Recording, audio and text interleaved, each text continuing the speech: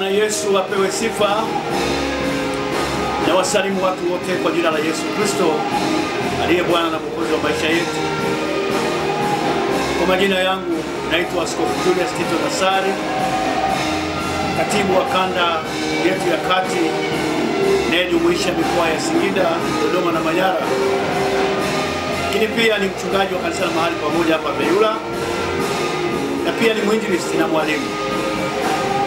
Ninayo furaha kubwa kualika katika ibada zetu zinazoendeshwa hapa kanisani kwetu Beyula, kama kilomita 16 hivi kutoka Dodoma mjini njia ya kwenda Arusha. Karibu sana na JKT Makutupora. Tuko hapa tukimtumikia Mungu.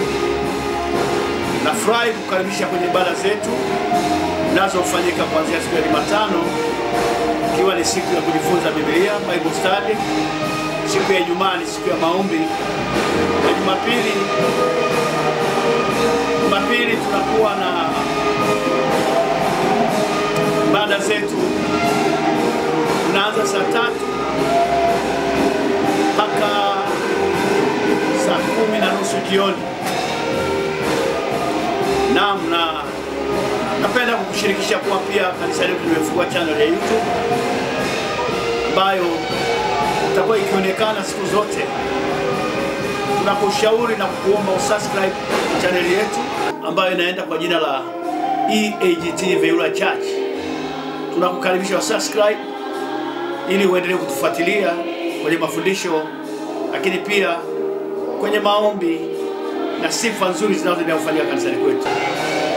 Ili tufuatilie kwenye uimbaji, sifa nzuri. EAGT Beyula, tutafute siri katika kumsifu Bwana.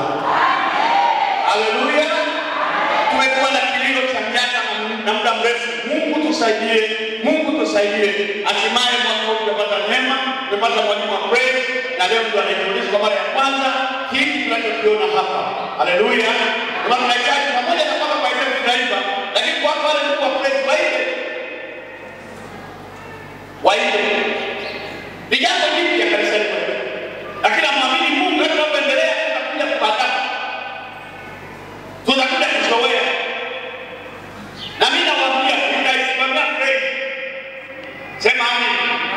Kwa nguvu zangu zote, maana hapo ndipo kunapotokea kisima kinacholeta mabadiliko kanisani. Kwenye mafundisho ya neno la Mungu, lakini pia kwenye maombi na maombezi. Tunakukaribisha sana kanisani kwetu. Wakati wowote ukifika hapo utakutana na wahudumu. Kanisani kwetu kutakuwa na watu wakati wote. Mungu akubariki sana.